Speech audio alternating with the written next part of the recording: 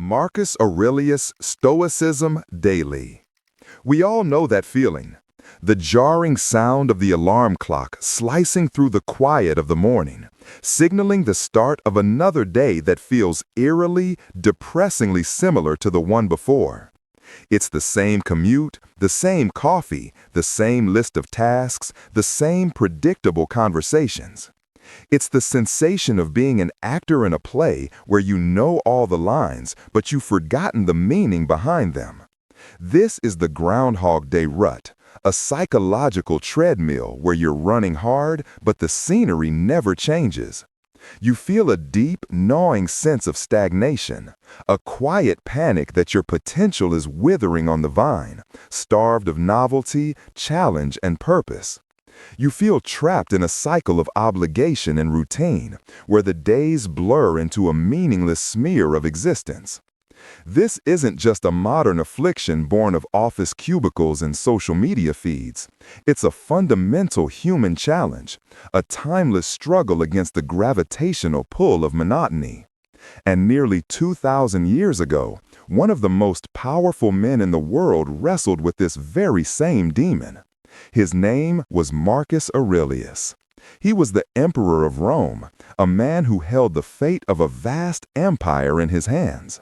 We might imagine him as a figure of marble, aloof and untouched by the mundane struggles of ordinary life. But the reality was profoundly different. He wasn't immune to the daily grind. His grind was just on an epic scale. He dealt with treacherous court politics, the constant threat of plague, the grief of losing several of his children, and the grueling duty of leading his legions in brutal, decade-long wars on the freezing frontiers of the Danube. Imagine waking up not to a spreadsheet, but to military reports of barbarian incursions, petitions from squabbling senators, and the crushing weight of 1,000,000 lives depending on your judgment. His life was a relentless cascade of duties, pressures, and potential disasters. It would have been easy, even expected, for him to become cynical, overwhelmed, or simply numb to it all. But he didn't. Instead, he developed a powerful, private practice to combat the chaos and the potential for despair. This practice is what we now know as his. And it's crucial to understand what this book truly is. It was never intended for publication. It wasn't a philosophical treatise written for an audience or a self-help guide for future generations. It was his personal journal, his private battlefield, his workbook.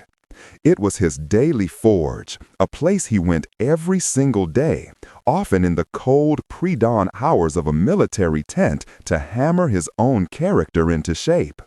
He wasn't just writing down pretty thoughts. He was actively, rigorously preparing his mind for the day ahead.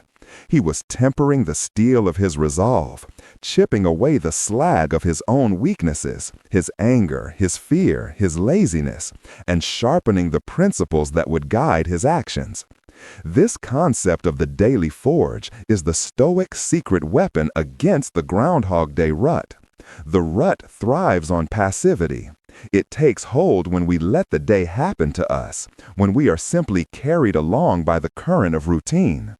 The forge is the exact opposite. It is an act of profound and deliberate engagement. It's the decision to be the blacksmith of your own soul, rather than a piece of raw, unshaped iron being battered by circumstance. Marcus understood that true purpose isn't something you magically find one day, like a treasure chest buried in the sand. Purpose is something you build, day by day, through consistent, intentional practice. Each morning, he stepped up to his mental anvil and asked himself the hard questions. What virtues do I need to embody today? What challenges can I anticipate, and how will I meet them with reason and calm? How can I serve the common good? He was pre-paving his psychological pathways for the day, ensuring that his actions would be guided by his principles, not his fleeting moods or external pressures. This is the antidote we've been searching for. The feeling of being stuck comes from a lack of agency, a sense that we are not in control. The daily forge is the ultimate reclamation of that agency. It transforms the mundane into the meaningful. That repetitive task at work is no longer just a chore. It's an opportunity to practice diligence and attention to detail. That difficult conversation you've been avoiding is no longer a source of anxiety. It's a chance to practice courage and honesty. The traffic jam is no longer a reason for rage. It's a moment to practice patience.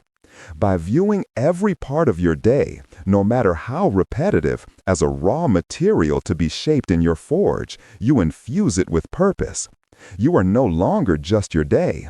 You are it coming to be a better, stronger, more resilient version of yourself. In this video, we are going to dismantle this ancient practice piece by piece. We will explore the specific tools Marcus Aurelius used at his forge, the mental exercises that gave him clarity and strength, and show you how to build your very own daily forge to break free from your rut and begin crafting a life of unstoppable purpose. Forging the morning, the Stoic's blueprint. So what does it actually mean to step up to this mental forge each morning? It's a powerful metaphor, but without a practical blueprint, it remains just an idea. Fortunately, Marcus Aurelius left us the schematics in his. His daily practice wasn't a vague feel-good affirmation. It was a structured cognitive workout, a series of specific exercises designed to arm his mind for the reality of the day.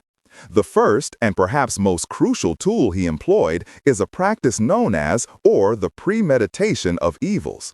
This sounds grim, but it is one of the most powerfully effective psychological techniques ever devised.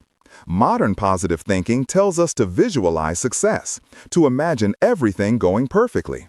The Stoics took the opposite approach. At the start of each day, Marcus would deliberately and vividly imagine all the things that could go wrong. He would say to himself, "Today I shall be meeting with interference, ingratitude, insolence, disloyalty, ill will, and selfishness." He wasn't being a pessimist. He was being a realist. He was vaccinating his mind against the shocks and frustrations of the day. Think about it. What usually ruins your day and feeds your sense of hopeless repetition? It's the unexpected frustrations. The coworker who misses a deadline, the client who is needlessly rude, the project that hits a sudden snag, the Wi-Fi that cuts out during a crucial meeting. These things derail us because they catch us by surprise, triggering an emotional, reactive response.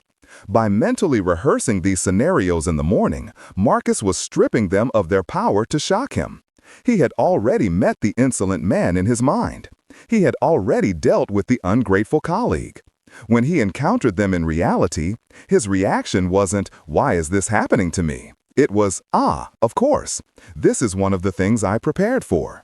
This practice transforms you from a victim of circumstance into a prepared strategist. It creates a buffer of calm and reason between an event and your response, which is the very space where growth and purpose are forged. The second tool in the forge is what's known as the view from above. After contemplating the potential difficulties on the ground, Marcus would zoom out, way out.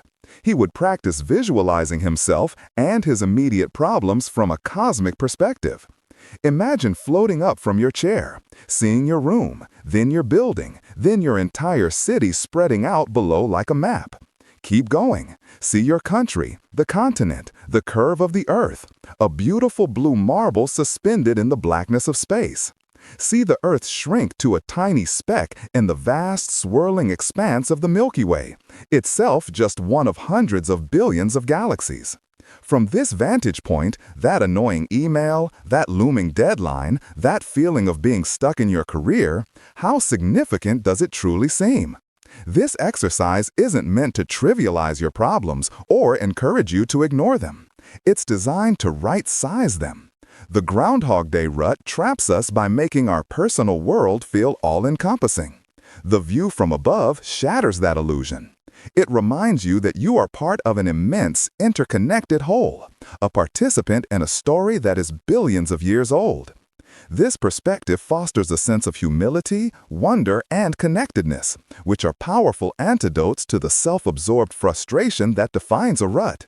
It helps you see the bigger picture and not sweat the small stuff that so often feels like everything.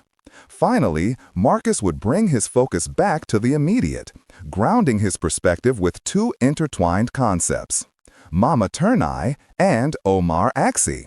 Mama Terni is the Latin phrase for remember you must die. Again, this isn't about being morbid. It's about generating urgency and appreciation.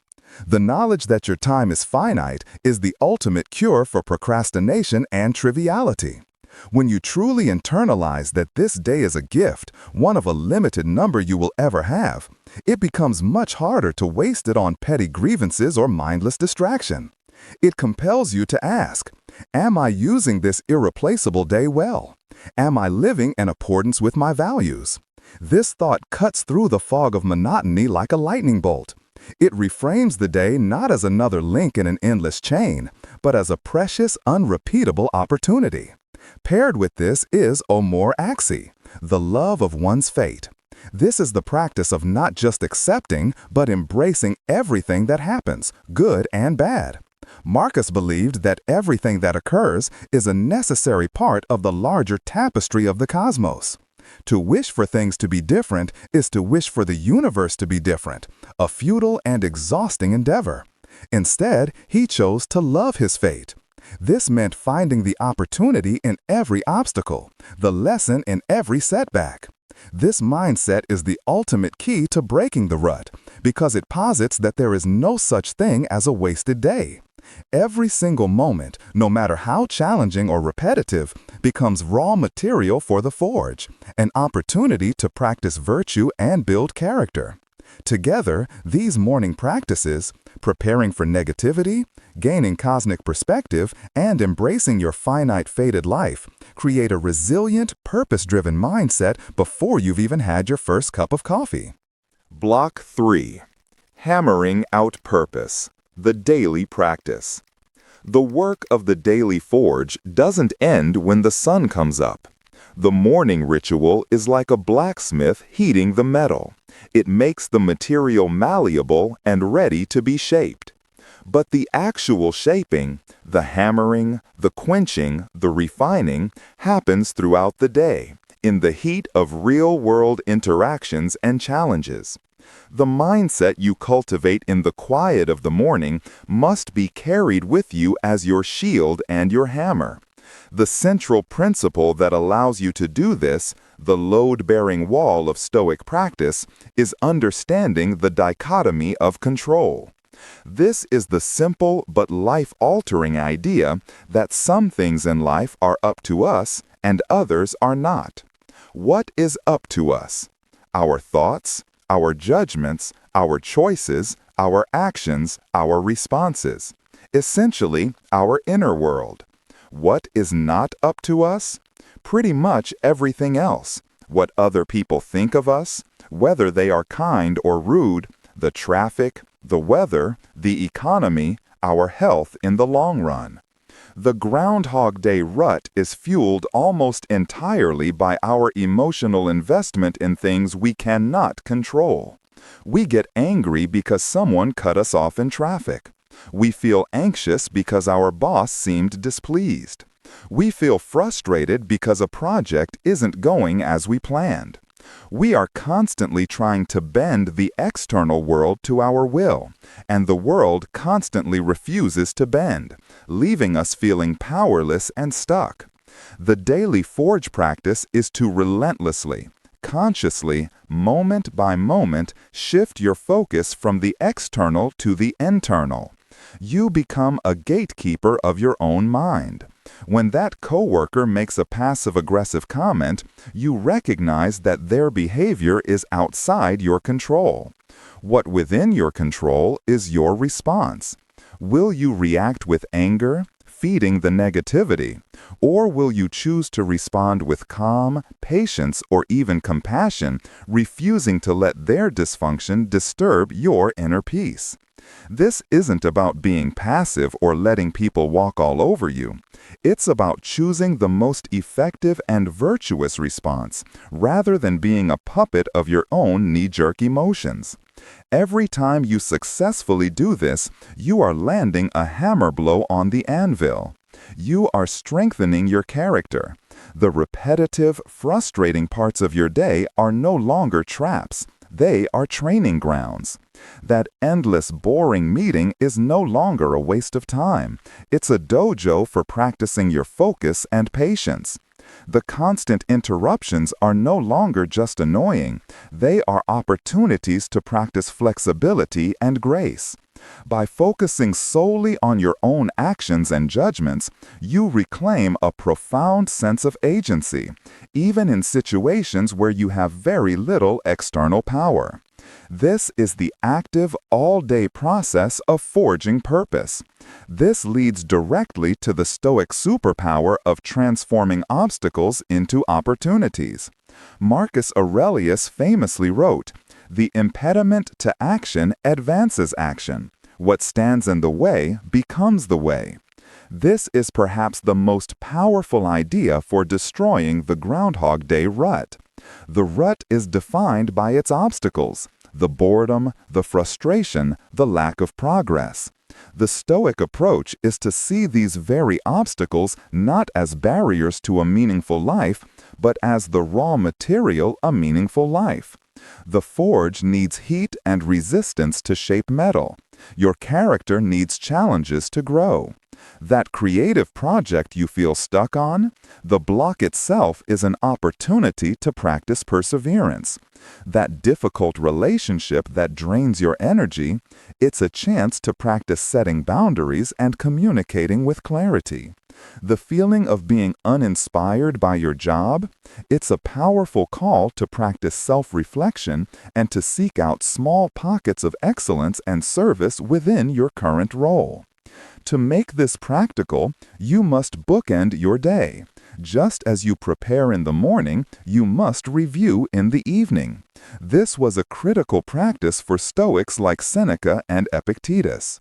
Before sleep, take a few minutes to run through your day. Don't judge yourself harshly. Just observe, like a craftsman inspecting his work. Ask yourself, where did I successfully apply my principles today? When did I let my emotions get the better of me? When did I mistake something outside my control for something within it? What did I learn from my mistakes? This evening review creates a powerful feedback loop.